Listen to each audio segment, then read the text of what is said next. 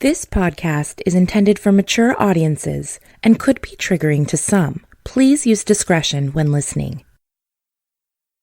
I first heard about Sara's story from my friend Alyssa in June of 2018. I was catapulted into curiosity. I was shook. I wanted to know every detail of this bizarre story. And what I have learned over the past 6+ months has revealed even more than I ever could have expected. I told Alyssa that night what an incredible podcast I thought this story would make, and she agreed adamantly. So in mid-July of 2018, Alyssa graciously introduced me to Sara via text. Basically, it went, "Hi, I'm Tiffany. Want to tell me the most traumatic thing that's ever happened to you and record it and then make it into a podcast? Also, super nice to meet you." Thankfully, Alyssa had vouched for me, and Sara agreed to meet and tell me her story and let me record it. I then couldn't stop thinking about the perspectives of her friends and family, so I spoke with them too. And all of these interviews led to hours and hours of research and editing and investigating, and a pretty decent obsession on my part. The core of this story is a cautionary tale on why it's important to honor your gut. I've never heard another story like this one, and I can't emphasize enough how much I admire Sara's courage and perseverance and bravery in sharing it with all of us. And I'm still absolutely perplexed by the human dumpster fire, abusive, sociopath douche that she almost married in May of 2018. For the purposes of this story, I'll be referring to him as Dick. I'm Tiffany Reese, and this is Something Was Wrong. You think you know me, you don't know me well at all. Think you know me, you don't know me well. The statistics don't lie. The majority of domestic violence in America are acts of emotional and physical violence perpetrated by men on women. The National Coalition Against Domestic Violence reports 1 in 4 women experience severe intimate partner physical violence. According to the Bureau of Justice Statistics, in 2005, 1,181 women were murdered by an intimate partner. That is an average of 3 women every day. The National Center for Injury Prevention and Control reports women experience about 4.8 million intimate partner-related physical assaults and rapes every year. Like the majority of abuse victims, Sara never imagined finding herself in a traumatic relationship built on lies and control. Her family and friends share this surprise and conveyed to me time and time again that they just did not see this coming. Especially to a woman like Sara, filled with such wisdom, maturity, and discernment. This podcast series will take you through the linear development of Sara and Dick's relationship as she and her loved ones experienced it. An engagement that ended a week before Sara and Dick were to be married, when Sara uncovered truths she never dreamt any person might discover, let alone herself. But let's start at the beginning. I asked Sara's parents, Greg and Rose, her sister, Emily, and her friends, Alyssa and Karen, how they would describe Sara as a person. Here's what they said. Gosh, Sara, witty, smart, clever, imaginative, Beautiful. beautiful, inside and out. She's got a great Witty, sense of humor. Yeah, great sense of humor. She's very discerning. Yeah, she's gifted in a lot of ways. She has a gift of gab. She can write and speak amazingly. I think she got that from her mother. No. Didn't get it from me. Maybe a little. I think she took it right away from me. She got it from you and took it from you. Yeah. She took it all. Yeah. She took all of those things and just kept them. Left you empty of all of it. She's, for many years, I've actually went to her with questions about life. It's kind of backwards. She's always been very discerning and but she's always had wisdom beyond her years. Yeah. Even as a young woman, 18, 20. Just always very witty. She's able to discern an atmosphere in a room and a person very quickly, which is what made this whole relationship surprising that it snuck up like it did, because she can usually size somebody up just walking into a room by the sense that she has. She is extremely strong. Geez, like something that you would think would take a lot of people down does not faze her. I tell people this all the time. My brother is my mom's favorite. If he goes a day with $10 in his bank account, she'll be worried about him at the end of the day, thinking he'll be found in a ditch starving. Like, she obsesses over Gregory and loves him to death. So Gregory is my mom's favorite. I am my dad's favorite. Just, I don't know why, but it just happened that way. And Sara is like mom and dad's trophy kid. Like, she does everything right. She's super responsible. She says really big words. She's really smart. She's really pretty. She's really funny. She's gone to college. So if I were to describe Sara as a person, she's like a trophy person. If she knows something, she's the type to just go ahead and do it. She's just very clear. Like, she's very, like, clear-headed. Just a heads up on this clip, the audio quality isn't great. I apologize in advance. She's hilarious. She's like a storyteller at heart. And she also has just like a depth to her. So when you do start to get to know her and talking with her about, spiritual things and just like life circumstances, like she is one of those friends that will just like listen and have a lot of wisdom and insight into different things. Yeah, but she's a lot of fun, always a good time. And she's one of those people that just like everybody loves too. Loves to be around. She's probably one of the wisest, most discerning people I know. Really obnoxiously wise and discerning. Like, you want to do something and you know it might not be right, so you maybe don't tell her because she's going to tell you it's not right, and then you're going to feel worse about doing it. She's just, she's extremely responsible. She's really quick-witted. I would say she's definitely a good judge of character, which makes this situation we went through so hard to understand how we got so far into it. With somebody that's so perceptive, yet, and I'm not talking necessarily about her specifically, but all of us, that because she's so perceptive, to get as far down the road as we got before the truth came to the surface, it was hard to figure out how we all got that far, let alone her. My name is Sara. I turned 30 in June. I work as a chiropractic assistant. My degree's in music, but I didn't want to pay the bills with music, so I chose to do that with administrative work. And that's pretty much what I do. My heart is in Midtown Sacramento. I call that my home. I am staying with my parents in Dixon right now, which is kind of like halfway between Sacramento and San Francisco. We met online on a dating app called Hinge. It's really mostly Bay Area people that it's kind of coming up this way. I feel like maybe sort of like Bumble did. Honestly, I did it because my coworker, seriously, I had sworn off online dating because I've got stories from online dating. I was like, I think it works for everybody, but it's just, okay, I went around that mountain and it's not for me kind of thing. My coworker one day was like, look at this app. You're going to like it purely for aesthetic reasons. I downloaded it and I'm like, slick. It's the colors, the everything. It's very aesthetically pleasing. So if you're like into, I kind of compare it to like the Apple Music app. It's not as good as Spotify, but it's prettier. And that's why I used Hinge. And I met him the next day. So the first thing that drew me to his profile, the first thing that he said, you have choices of what questions you want to answer. Your profile is brief. You post a few photos, you can link it to your Instagram if you want, and you pick a couple of questions to answer. And based on what you choose to present, that person can like a photo of yours or comment on a photo. Then you comment back and it opens up a little chat window and then you guys can connect that way.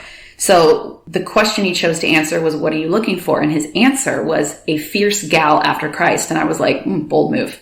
Not everybody posts that right on their profile. They kind of get to it later. So I liked that his profile wasn't like vomiting Christianity all over it, but it was bold. It was, this is what I want. And, here I am kind of thing. Then he also had a picture of a white French bulldog on the beach. So I liked that. That was my in. Oh, and his pictures were great. I want to talk about like aesthetically pleasing. I was just sucked in constantly. He is incredibly talented at photography. He can write really, really well. And his profile was great, honestly, which sounds, but kind of in this, I don't know, in online dating, it means something. And I appreciate it. He happens to be a designer. So of course he takes great photos. He can write well. He's got an eye for style and things like that. So we started messaging, and the fact that I love to write, and I oftentimes feel like I communicate my thoughts better on paper than I do in person. So it really does something to my heart when someone else can reciprocate that and they appreciate the little dumb things like the layout of my text, the punctuation I chose. Like they can feel my emotion or my humor or my sarcasm just through the text, and they can give it back. So our conversations were just bam, bam, bam, like constantly. I'm cracking up. With my Christianity and everything, his knowledge of the Bible, of scripture, really was important to me too. And he was extremely knowledgeable and very passionate, but not overwhelming. It wasn't just like, okay, can we take a break and talk about something else? But I liked that he was bold and he knew what he wanted, but I didn't feel pressured at all. We started messaging on a Thursday, talked consistently all weekend.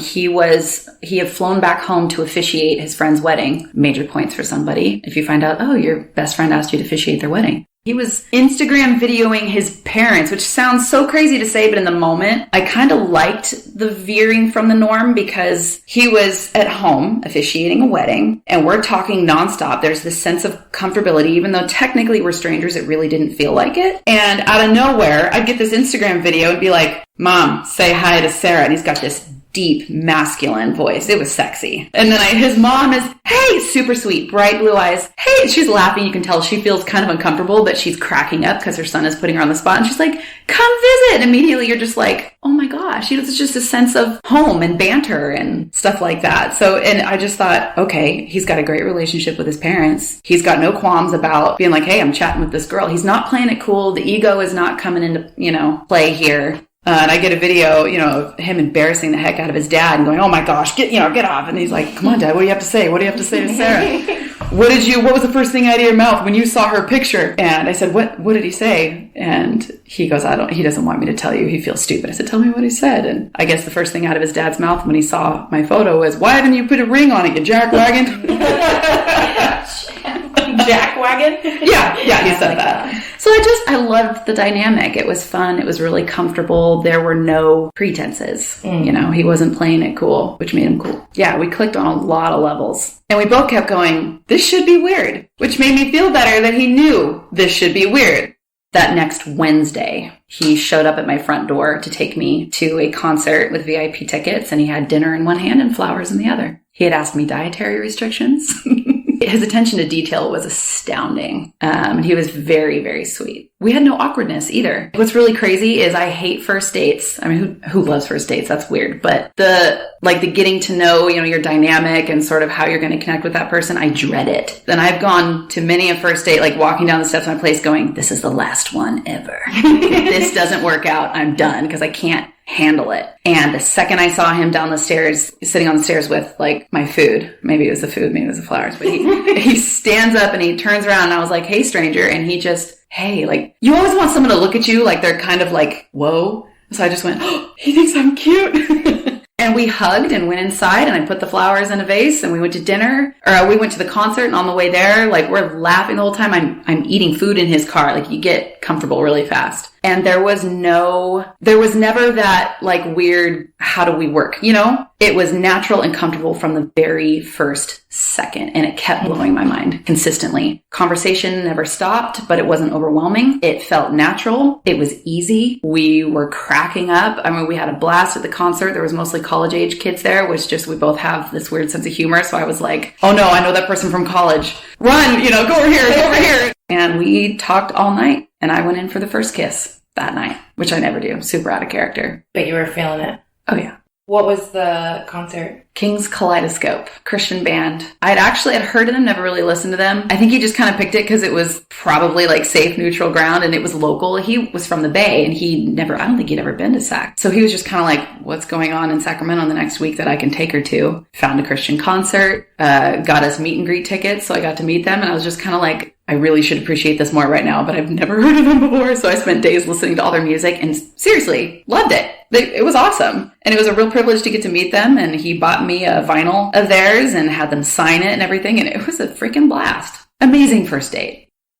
I think the reason we moved so quickly was because there were no walls up. I'd ask a question that felt like I would get an immediate, very honest, vulnerable, risky answer. I'm like, okay, I can take the bad and the good as long as I see all the bad. And he didn't seem to be holding anything back. And so I didn't either. And it was kind of like, well, if you want this, I want this. You comfortable? You good? Okay. And that's how things just kind of rolled.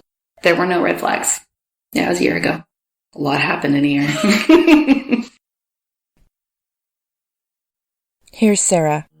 I mean, the first week of dating, of course, you know, I'm a lot like my dad. My dad was like, well, if it's too good to be true, it probably is. And I just went, you know what? I'm tired of defending, because they've never liked anybody I've dated. They've never felt good about them. There've always been red flags. Not that they're bad people. They just weren't right for me. And I've often, you know, my dad's had to say over and over, I do want you to get married. You know, it's not that, you know. But I said, you know what, this time around, I'm doing it differently. I'm not going to defend. I'm not going to explain. I want you to meet him for yourselves. I FaceTimed him, super upset. He could see it on my face, and he was like, I had a feeling this was going to happen. I'm coming right now. He dropped everything, drove up to Dixon to meet my parents. We had only hung out in person like maybe once or twice. Oh my gosh. And proceeded to sit at their table and answer their questions and hung out. And they could see kind of the electricity between the two of us. And they were like, oh dear, we got to investigate further. We really got to know this guy quickly. So a few days later, they said, oh, we're just going to take him to dinner to get to know him. Without you? Yes. Yes. I was not happy. My mom pitched it like, we just want to get to know him, you know, and we're going to take him out. Don't overthink this. And I'm like, nope, 30 years tells me to overthink this.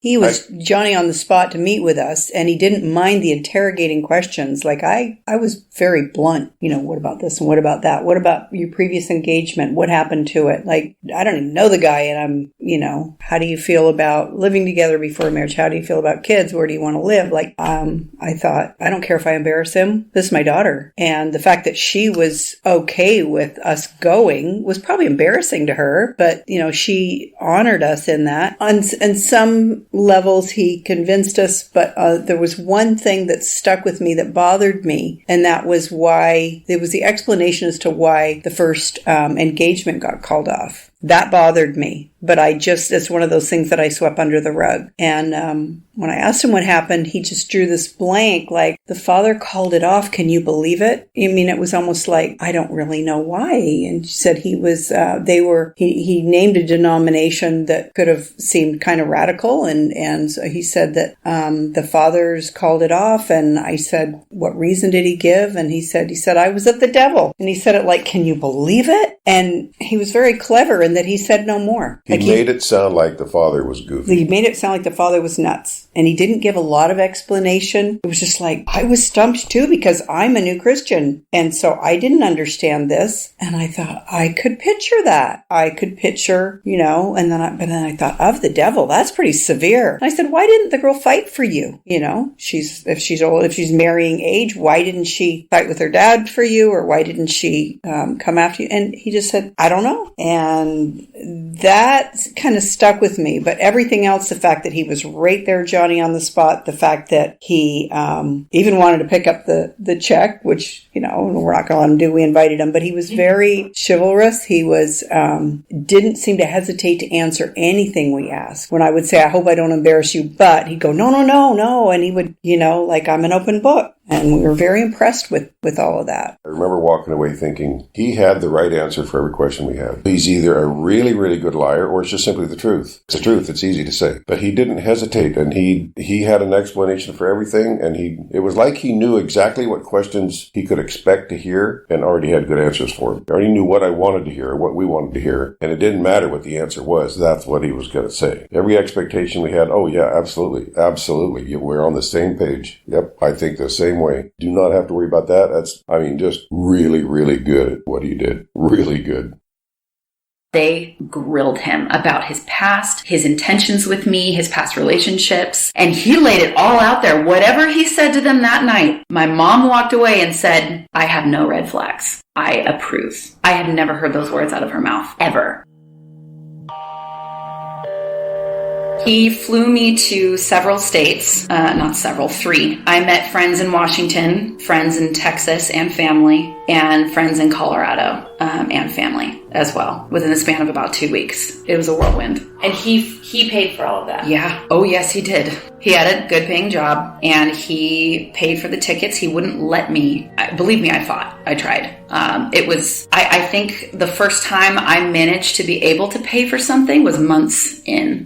It would get to the point where I would sneak up to a register in a store and give that person my card, and out of nowhere, like, he transported himself from one end of the store to the next and was shoving his card in the cashier's hand. And I would turn around and be like, what are you doing? let me buy this thing. And it kind of became a joke between us. And he was very uncomfortable the first time that I took him out to dinner. He got a new job and I took him out to congratulate him and handed him a book and a present and paid for everything. And he was extremely awkward about it. And I loved it. Everything he can to win her over. He finds out she likes sushi. He went to the most expensive place. It's outrageous in Sacramento and would take her there. Finds out she likes wine, the most expensive. Found out that I like coffee and he would buy a particular brand of coffee that was super expensive. There was no way I would keep ordering it, but I loved it. But he, spent a lot of money over the first few months. And there were times where I was like, are you whining and dining me? Like, come on, I don't need this. I really don't. When we went to Washington, we were in Seattle. Later he told me he dropped a couple grand that weekend. That was without flights and everything else. I mean, he knew that my dream car was a black Jeep. And so he rented us this massive, all blacked out Jeep and let me drive it everywhere all weekend. The food, the way to my heart is food. He started off well from the very beginning. And amazing wine, had me try these rare whiskeys, and Colorado was the same. Texas was the same, just constant adventure. I'm a bit of a realist and I kept thinking, this is too good to be true. This has got to be too good to be true. He would tell me these stories of past businesses he had owned or like companies he'd started basically, and how they had ended and everything. And I just thought, wow, you've lived a lot of life in your, 30 years. And things had crashed and burned. And I thought, you have a lot of stories that seem very larger than life. A lot of big names, people that you've talked to, apps that you've designed that anybody, has heard of. And I'm just like, how? And we'd be sitting at breakfast and this friend would casually name drop, the same line or same, place that I'd heard of or same name. And I would think in my brain, I would go back over everything else and go, okay, well, that piece of the puzzle is real. Chill out. People live like this. He's lived a lot of life. And then in Texas, a family member would mention an ex and how crazy that was. And I'd go, okay, he didn't make that up either. Okay, I need to chill out again. He has a goddaughter in Colorado. And this couple, just the love that I encountered in that. I mean, this family they love well. We walked in that door and she's from Argentina and she took my face in her hands, called me Sarita, and she just kissed me. They fed us. We sat at their table till after 10 o'clock, sipping wine, talking about life, talking about timelines and kids and dreams. And we laughed and cried, just shared our hearts. And their little girl, was running super cute, loved him. To see how well loved he was. And just the fact that they had asked him to be, the godfather to their child. My heart is just like, oh my gosh, breaking over all of this. So there was a lot packed in that 3 or 4 months. We traveled together, spend literally 24/7, multiple days together. And the trips to visit his friends and family in Texas and friends and family in Colorado were back to back. So it was pretty much 2 weeks straight of exhaustion, flying, driving, meeting different people. And it was a blast. He was patient. He was attentive. And the biggest thing was that he was consistent. When he said he was going to do something, he did it. And he never stopped. Little things, always opened the car door, always had breakfast ready for me. And I didn't ask for these things, but he knew breakfast was one of my favorite meals of the day. It was a love language, acts of service. So he chose to do little things that never got dropped. His aunt even came out one day and said, "You're making breakfast for her again? You're setting an expectation." And he goes, "I know." And I came out and I'm like, "Don't look at me like a princess. He demands to do this. I love to cook my own breakfast." And everybody's looking at me like, "Wow, you must have it good. Must be nice." I'm like, "Well, it is. I'm not asking for it." So he was very, very consistent. And I kept telling myself, you need to calm down. No one's lying to you.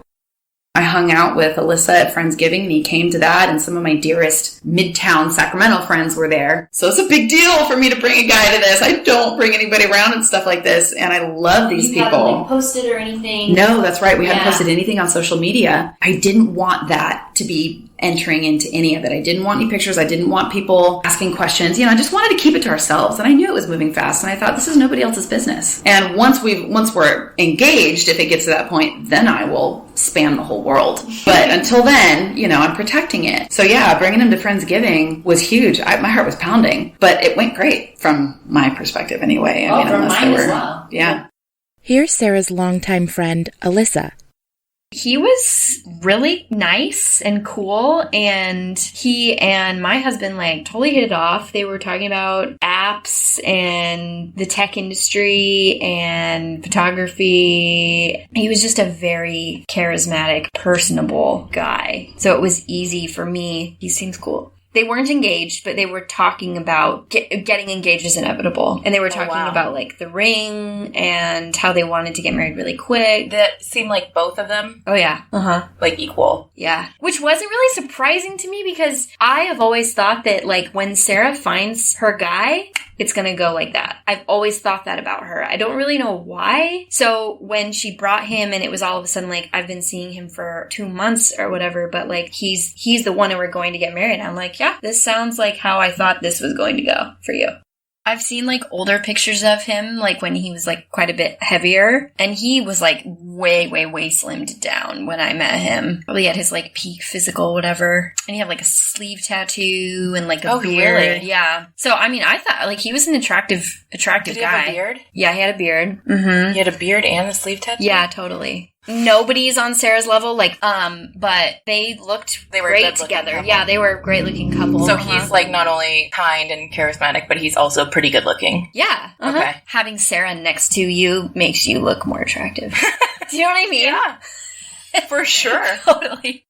The next big hurdle was my sister. She is notorious for never being wrong about predicting the outcomes of her friends' relationships. And it's not like a pride thing. She'll make a quick snap decision, and judging someone. But she's almost never wrong. And she's, again, never been a big fan of any of my relationships. And he spent Christmas with our family, which is a big deal. And to let an outsider in, on that few day, like that sacred, couple days was huge. And that was the weekend that she publicly declared her approval of him on social media. So now I'm like, we're wasting time. Let's get this ring going.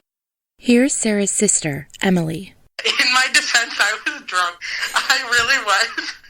That day, one, I did not want him there for Christmas. I am so possessive about my Christmas that I did not want him there, but I was told he will be here for Christmas. Don't whine about it. So I didn't whine about it, but I drank about it. So that day, I don't even remember what we had. It might have been brandy or something. That's something bought. And I drank a significant amount of it, and I had gotten drunk enough to where I got my family to drive to the fire department so I could go tell all the firefighters Merry Christmas. And so we went all over there and said Merry Christmas. I'm just telling you that so you know how drunk I was. And then we get back, and Sarah told me to cut up a little bit of bacon we were going to make bacon and green, like a bacon green bean stir fry or whatever. She told me, here, cut up a little bit of bacon. I cut up the entire 2 pounds of bacon and put it all in there without her looking, and next thing she knows, she's like, oh my gosh, Emily, this is so much bacon. And in that same 5 minutes was when I took a selfie with and I posted it on my Instagram, and I said,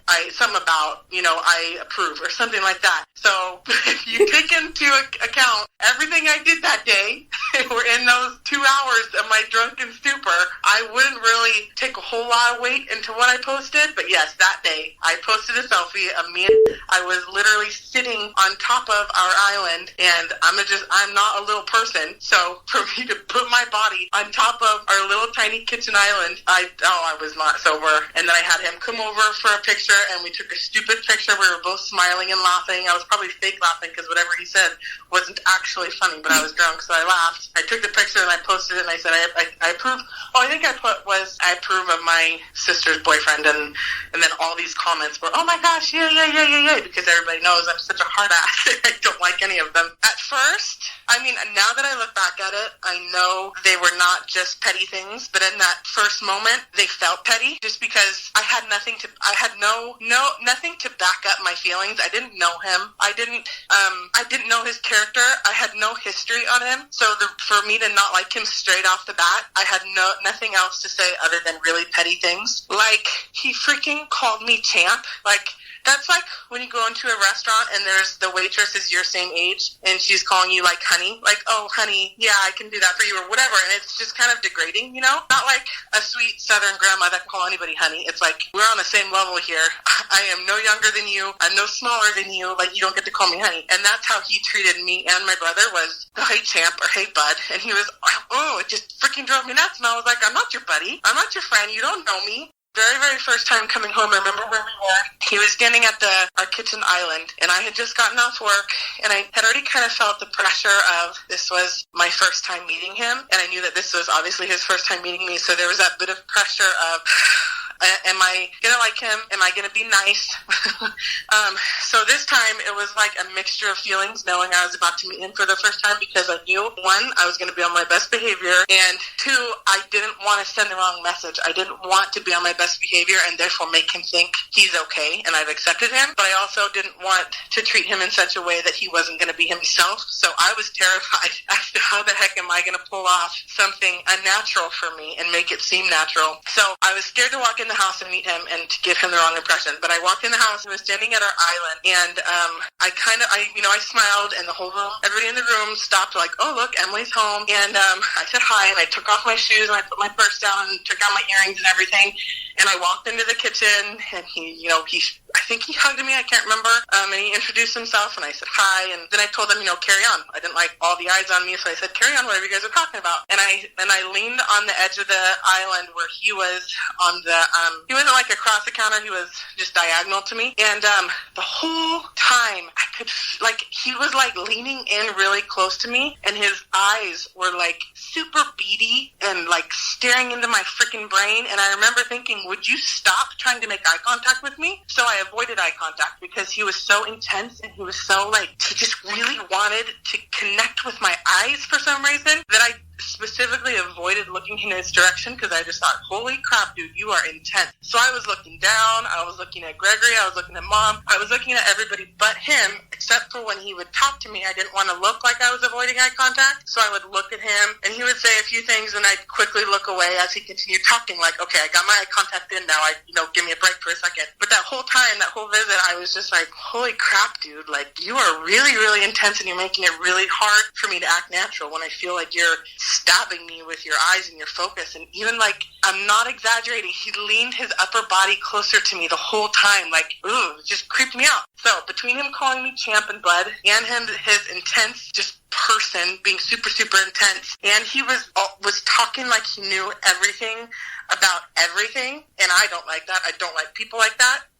So add that with the fact that he's also now trying to date my sister, of whom I'm extremely protective of, and all these different things going on in my head. Right off the bat, I couldn't stand him. I didn't like the way he talked. I didn't like how he carried himself. I didn't like how comfortable he tried to make himself. You tell people to come in and, feel at home, but you don't actually want them to feel at home right away. I don't know. It's like you say feel at home, but you don't actually mean open my fridge and eat my food without asking, but he's totally the kind of guy that would have done that. So that was my first impression, was I did not like him. I didn't like anything about him. And I think I even said to Mom and Dad, I don't remember how long it took for me to say it. Not long, but I remember him and Sarah would come over, they'd hang out, and they'd leave, and as soon as they'd leave, I'd sit on the couch and complain about him, oh my gosh, he did this, he said this, don't like him. And Mom is very, very compassionate, and she's wants to make sure all of her kids feel extremely supported in whatever they're doing. If we're doing something that she doesn't agree with, she wants to make sure that we feel supported and we feel loved in it, while at the same time she will very lovingly try to guide us away from it.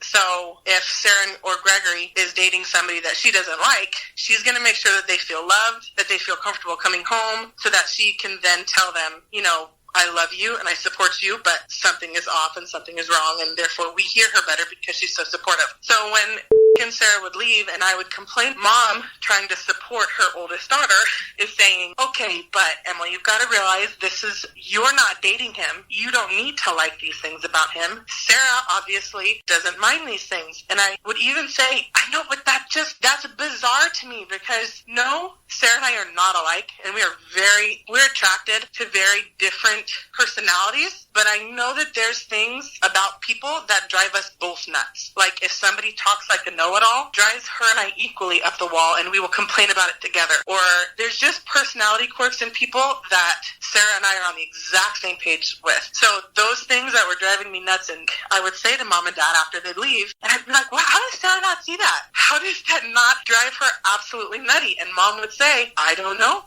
Maybe it's different when it's in a male, or maybe the other things make up for that and she doesn't see it. Or she'd say, well, those things aren't big characteristic things, so I want us to be supportive, and I want us to show her love, and I want her to feel comfortable bringing him around. So, and I would tell her, I know, mom, I was pretty rude about it. I'd be like, I know, I'm very nice to him. I treat him as if he has no flaws. Like, I do a good job. I'm just telling you now that he's gone and I don't have to fake it. I don't like him, and I don't like this, and this about him. And we'd have all these big, long conversations about it. And one of the times I specifically said, he just seems like two people, but I do remember specifically saying it's like he's one person most of the time for us, and every once in a while we'll see a glimpse of him, and then he'll quickly hide it really quick with his like super intense, super know-it-all, super funny, energetic guy, and then he'll like drop the mask for a second, and we'll see part of his real person, and then we'll see the fake person. And I said, I don't know, I don't really know how to explain it.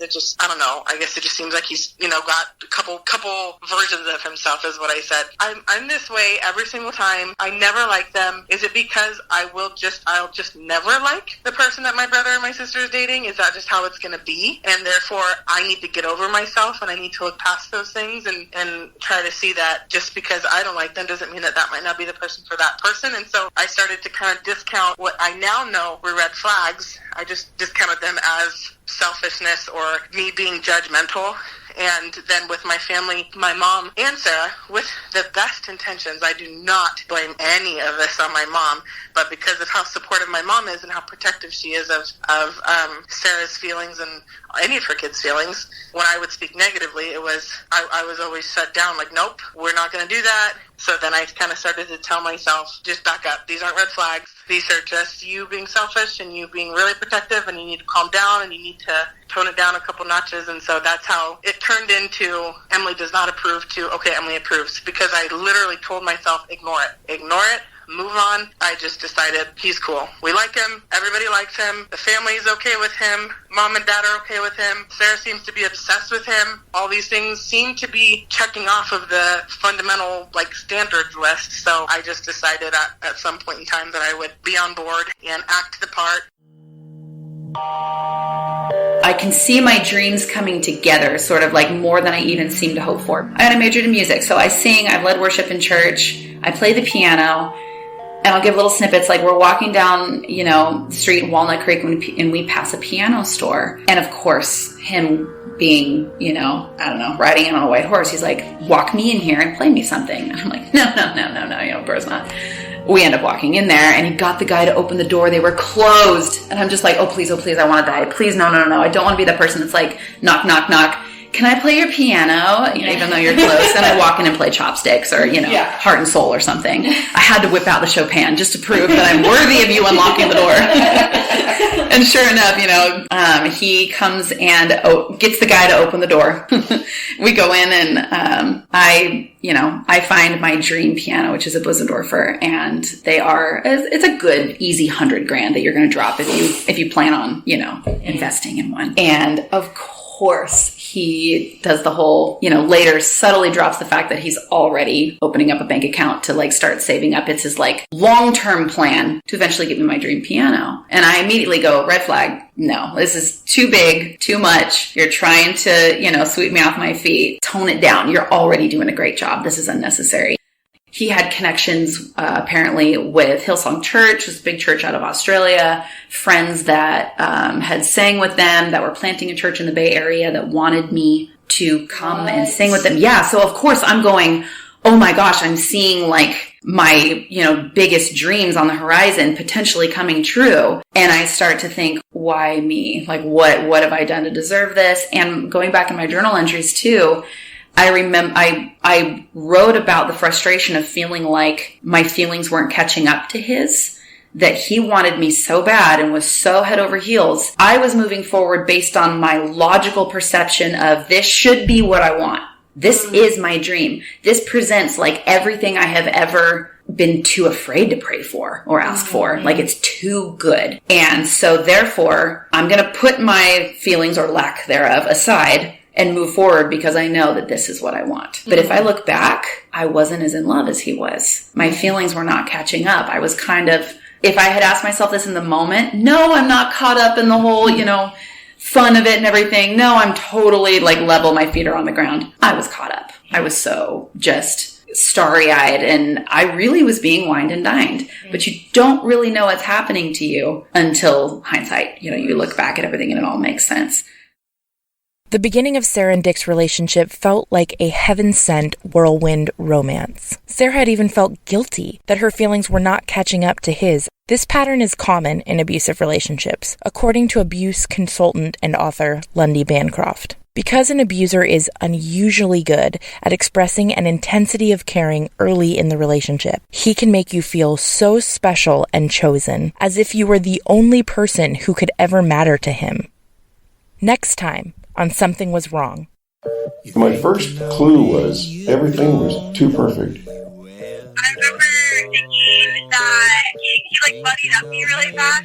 He pretended to know so much about so much, you couldn't level with him. So this became a pattern, which I found out later is called gaslighting, where someone makes you feel crazy and they make you feel like you said something you didn't, or you said something that they actually said.